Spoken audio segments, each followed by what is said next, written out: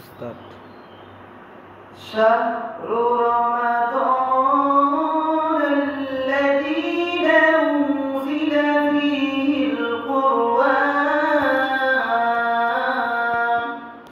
আল্লাহ রব্বুল আলামিন বলেন রমজান মাস হলো কোরআনের মাস।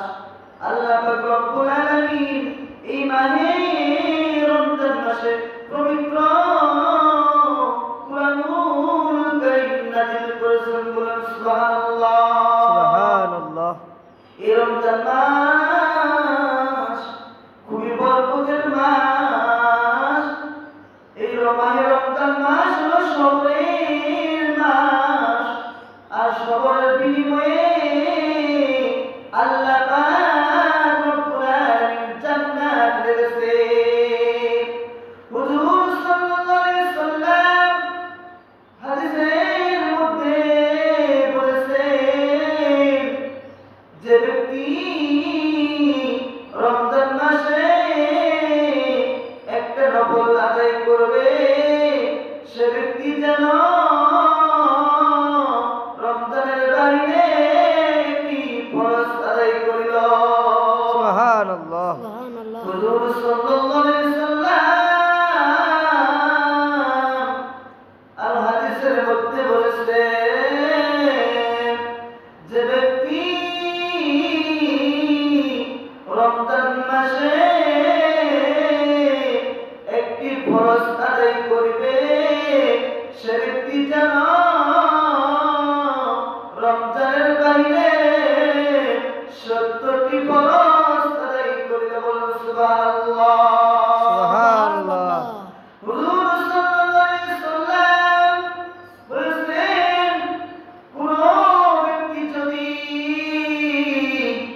কোন রোজাদার ব্যক্তিকে ইফতার করায়, আল্লাহ পাক রব্বুল আলামিন ওই ব্যক্তির গুনাহ মাফ করে দিবে এবং জাহান্নামের আগুন থেকে মুক্তি দিবে। সুবহানাল্লাহ। হুজুর সাল্লাল্লাহু আলাইহি সাল্লাম আরো হাদিসের মধ্যে বলেছেন, যে ব্যক্তি এই রমজান মাসে কোন শ্রমিককে,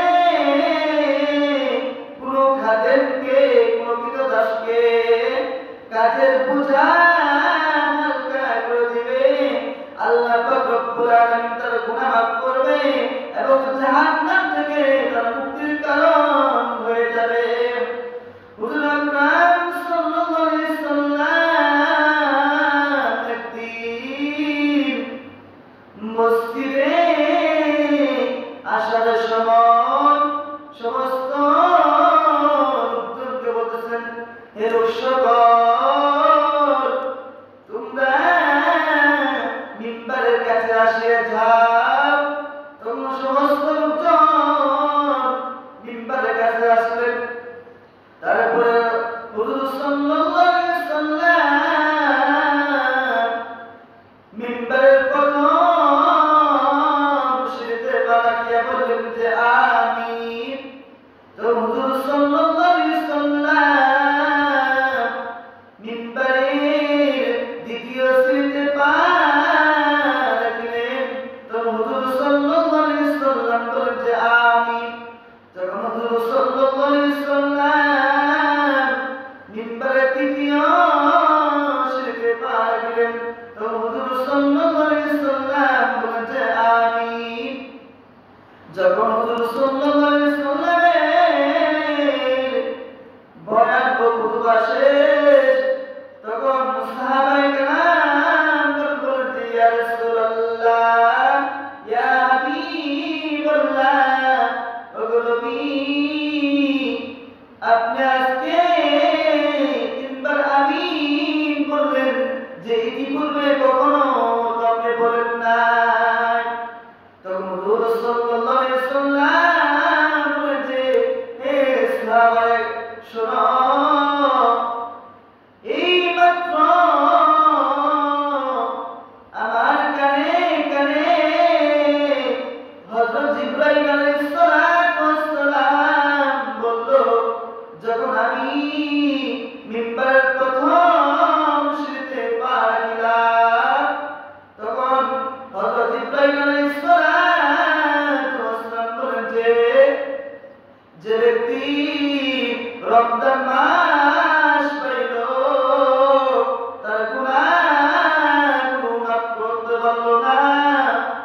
ব্যক্তি ধ্বংস হোক।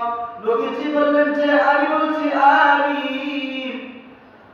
আমি যখন মিম্বারে দ্বিতীয় সিঁড়িতে পা রাখলাম তখন হযরত জিবরাইল আলাইহিস সালাতু ওয়াস সালাম বলেছে, যে ব্যক্তি আপনার নাম শুনলো কিন্তু দরুদ পড়লো না সে ব্যক্তি ধ্বংস। তো নবীজি বলেছে আমি বলছি আমিন।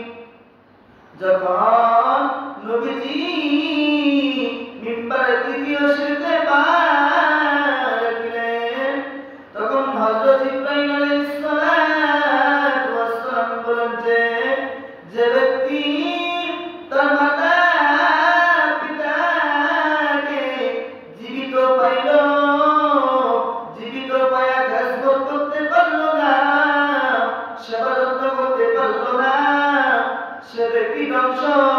নবীজি বলছেন যে আমিন। কিন্তু নবীজি তিনটা বদদুয়ার মধ্যে আমিন বলেছেন। হযরত ইব্রাহিম আলাইহিস সালাতু ওয়াস সালাম আমাদেরকে এই তিনটা বিষয়ে বদদুয়া করেছেন এবং হুজুর সাল্লাল্লাহু আলাইহি সাল্লাম তার সাথে আমিন বলেছেন। আমি তো কবুল করো। আমরা যদি এই তিনটা জিনিস না বাঁচতে পারি তাহলে আমরা সকলেই ধ্বংস হয়ে যাব। আল্লাহ রব্বুল আলামিন যেন আমাদের সকলকে এই তিনটা